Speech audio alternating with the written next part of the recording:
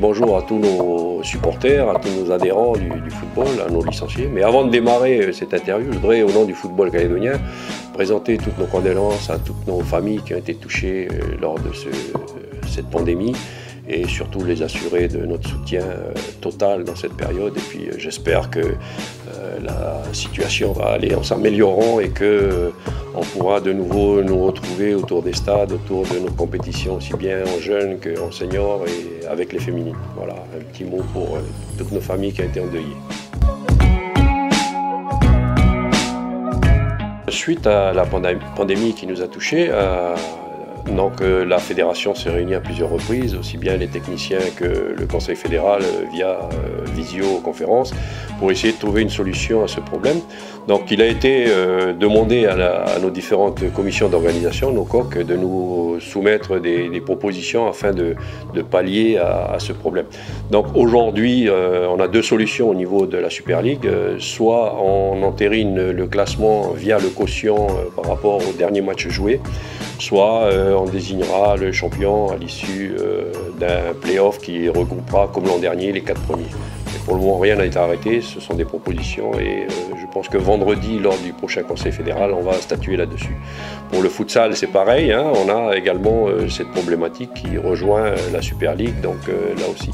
Et par contre, pour les jeunes, la commission des jeunes nous a transmis une proposition où toutes les compétitions ont été arrêtées. C'est plus difficile au niveau des jeunes qu'au niveau senior. Donc là-dessus, on va se positionner vendredi pour l'arrêt complet des compétitions des jeunes qui ont été prises par cette pandémie qui nous a touchés. J'en profite pour parler de nos qualifiés, puisque vous savez que le champion et le vice-champion sont qualifiés d'office pour la O-League.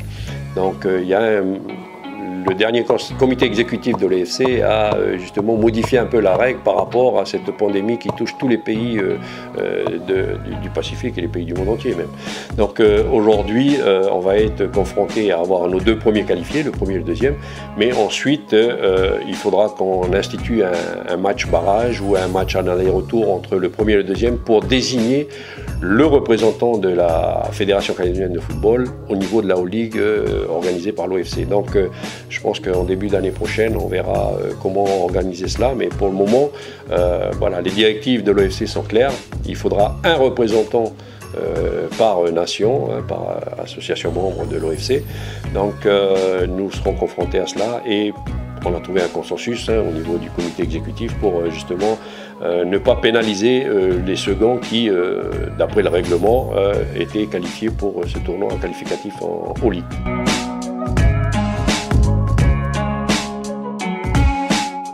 Oui, alors c'est un chemin qui est quand même, je ne veux pas dire semé d'embûches, mais qui a des obligations, et notamment au niveau de la vaccination. Donc là, je lance un appel encore à tous nos joueurs, nos dirigeants.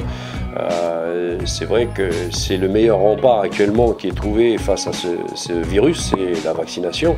Donc, mais là aussi, la FIFA, via l'OFC, va nous soumettre à cette vaccination, puisqu'on est dans la phase de préparation. Donc on a nommé les deux entraîneurs. Féminin, c'est Michel Berbèche, et pour la sélection A, c'est Dominique Ochali. Donc ces deux personnes, des cadres techniques de la fédération, vont prendre en charge les deux sélections qui vont les préparer pour les prochaines séances.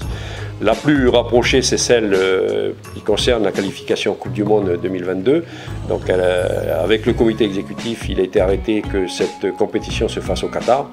Et là aussi, on est soumis à des restrictions sanitaires qui nous imposent déjà le test PCR 72 heures avant et la double vaccination pour pouvoir participer à la compétition.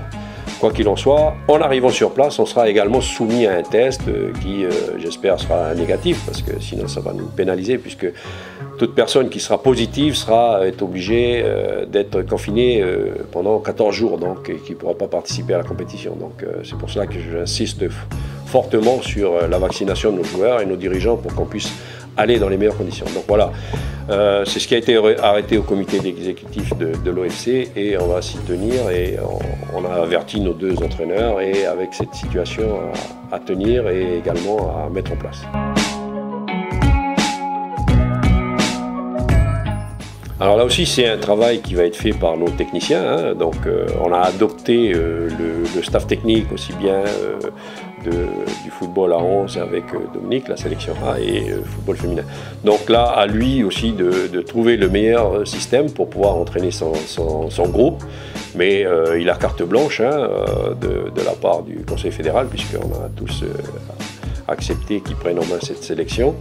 Mais toutes les nations, elles sont soumises à la même enseigne. Je veux dire, beaucoup de nations se préparent par petits groupes, mais beaucoup n'ont pas fait de match, beaucoup n'ont pas fait de regroupement, et on est tous logés à la même enseigne suite à ce virus. Mais moi, je compte sur l'investissement de nos joueurs. On a arrêté il y a 2 mois à peu près la compétition, on était très bien lancé dans cette compétition.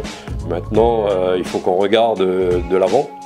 On a 1 mois là pour justement, on a le regroupement le 18 novembre de tous nos joueurs présélectionnés. Et là, on va établir avec eux, avec l'entraîneur, un calendrier, avec une bonne préparation, avec un suivi médical et tout ce qu'il en est. Pour qu'on arrive, normalement, je ne dévoile pas trop les dessins du sélectionneur, mais je pense qu'on va essayer d'arriver en fin janvier avec la fenêtre FIFA, d'essayer d'accueillir une équipe sur le territoire pour faire des matchs internationaux et voir un peu notre équipe sur notre territoire, ce qu'elle vaut, et surtout essayer de créer un engouement autour de cette sélection. Alors le football va vite revenir avec l'ouverture de cette académie. On a l'académie féminine qui tourne bien, qui a pris ses marques et qui maintenant commence à produire du bon travail. Je le vois souvent avec les gamines qui s'entraînent. Et l'académie qui va s'ouvrir en partenariat avec le lycée d'Okamou, c'est une très bonne chose puisque on va avoir l'occasion en fin d'année d'aller rencontrer la Fédération française aussi pour justement mettre en place une convention un peu plus portée sur la formation, sur la détection de nos jeunes. Donc cette académie arrive à bon point pour qu'on puisse, je veux dire, avoir un œil un peu plus averti sur nos jeunes et puis leur offrir des possibilités de s'expatrier, ne serait-ce que dans la zone Océanie, mais aussi en métropole. Donc c'est un grand projet, les techniciens ont bien travaillé dessus, nous c'est le côté administratif qui a suivi. Maintenant il nous reste quelques détails à régler, mais l'ensemble des choses a été fait parfaitement par toute l'équipe qui est en place, et je voudrais les remercier, aussi bien le lycée que nos techniciens. Donc il y a eu un apport de tout le monde pour que cette académie de jeunes puisse voir le jour, et voilà. Ah oui, les échéances 2022 sont très importantes pour nous, puisque déjà, je veux dire, on est en phase terminale du problème récurrent des licences. C'est ce qui nous tenait à cœur lorsque nous sommes arrivés, c'est ce problème des licences. Donc aujourd'hui, on est, je ne vais pas dire tip-top, mais on est presque dans la bonne mouture voulue par l'OFC, puisque c'est aussi un système qui a été mis en place par l'OFC, donc on ne pouvait plus reculer. Donc aujourd'hui, tout a été fait. Il y a encore quelques petits aménagements à faire, mais le plus gros du travail, je veux dire les 4/5 du travail sont réalisés. Il ne nous reste plus qu'un 5e à finir. J'invite les clubs également à venir retirer leur licence, les clubs de Super League qui ont tous été invités à venir le faire. Donc, et ensuite le reste suivra rapidement. 2022, donc on a aussi à remettre en place notre championnat qui, j'espère, va démarrer assez rapidement.